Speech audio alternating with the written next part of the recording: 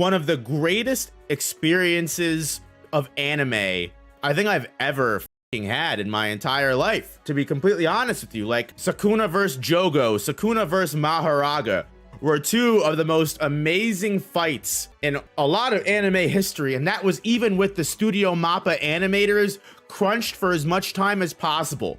Like, think about it. If you look on Twitter and you read some of those studio directors or the animators, the emergency animators comments, half of them were like, yeah, I finished about an hour before the episode aired, or yeah, I literally finished, or no, I'm sorry, I didn't finish at all. So like, some of those scenes that we got were literally unfinished recreations of what we should have gotten. Like, I think the fire arrow scene literally wasn't finished. That's why it was barely colored and it was just straight black.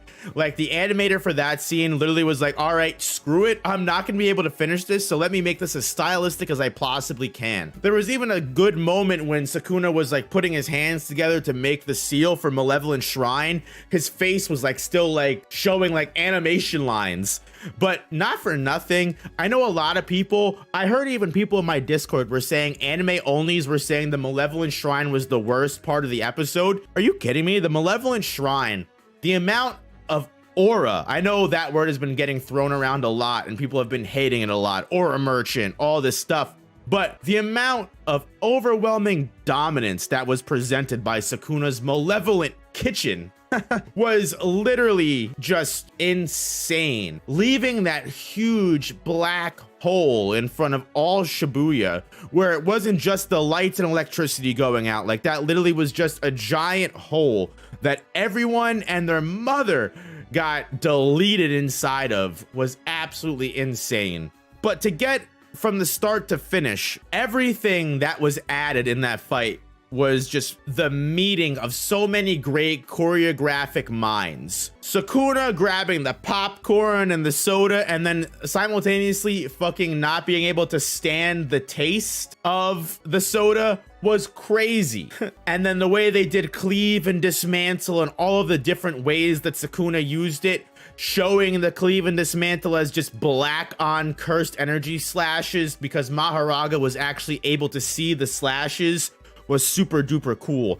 The sound of the wheel just it sounds so dramatic and so crazy. Bro hated the popcorn. That's what I mean. That's how you know Sukuna's not from this generation. He was like, what are these goons eating? Legitimately, what are they cooking? I think Mahoraga's power level was so much better translated in the anime because you really see how Sukuna isn't necessarily struggling, but Sukuna is clearly exerting effort in this fight.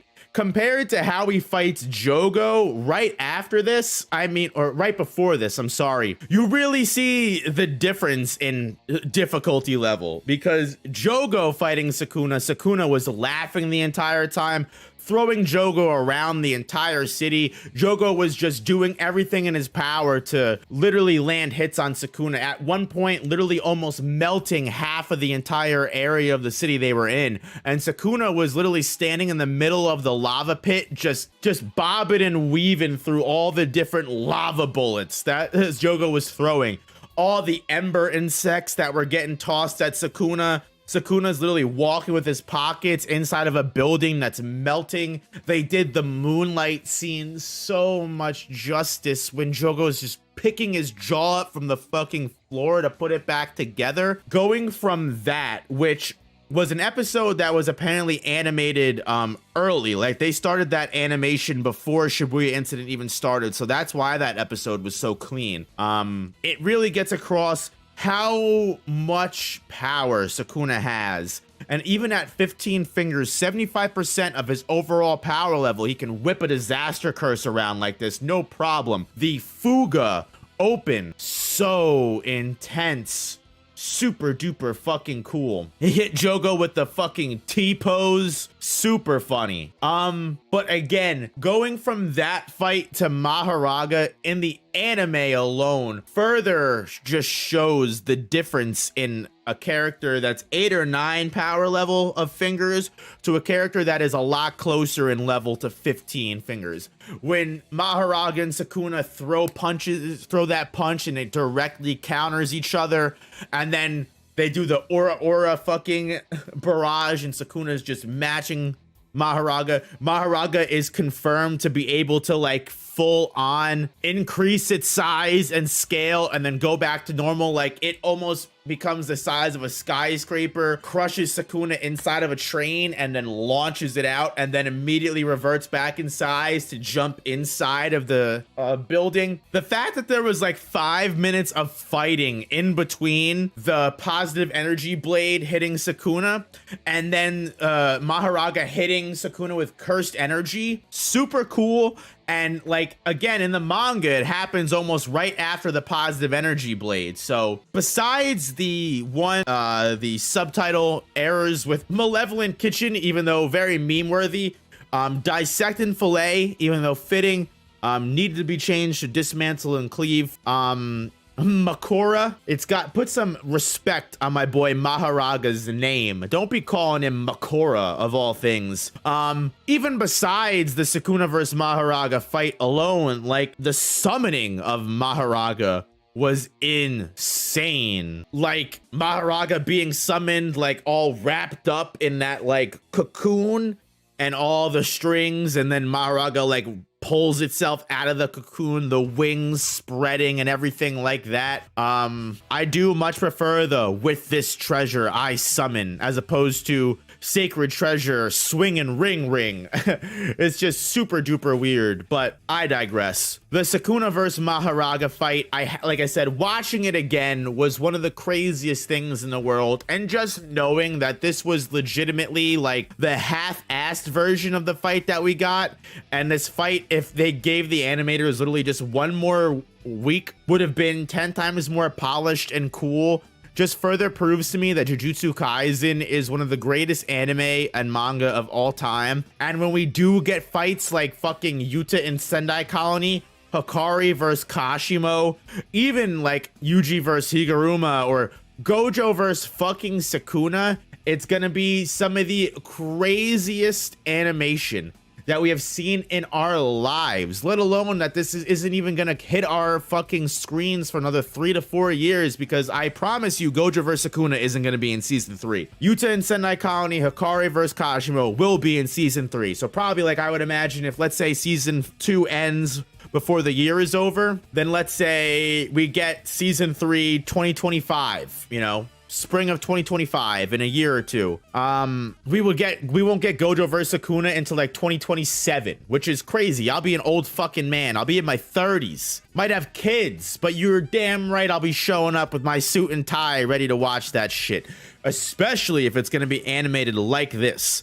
Mappa does need to take a chill pill and realize that they need to give animators more time, because not only are we all okay with animators taking more time, the episodes will come out 10 times better if we give the animators more time. And overall, I sincerely loved every moment of it. The animation, despite what everybody says, was on point in my opinion. It was one of the coolest anime fights I've seen in a long ass time.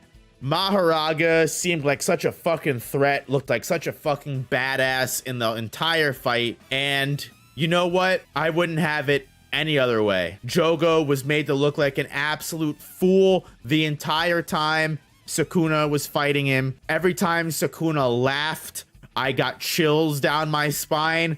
The moment when Sukuna is sitting there or laughing because Mahoraga can see his technique, and he's like, you can see it, you can see my technique. Such a hard moment. Again, chills. Just everything they did was super cool. I love everything they added to the fight, and the way that they improved Sukuna's rampage, I didn't think was possible from the original source material, because the manga is sincerely such a great source and such a great way to experience Jujutsu Kaisen. I never would have thought the anime would elevate that. So insane to me. Do I think we're getting the Zenin Clan Massacre next season? Oh, 110%. We're getting it next season. We won't be getting it this season. There's no way. I think this season will definitely be ending on Yuta admitting he will be killing Itadori. That's the perfect end of the arc, the perfect end of the season, in my opinion, and it sets up all the dynamics and a lot of cliffhanger and a lot of questions and wants and hype for season 3. So I hope that's where the season ends, in my honest opinion. But yeah, if Yuji vs. Mahito is anything like we just got, then holy fucking shit. But Mappa, take a break, delay the season, please. That's my final piece. Sincerely.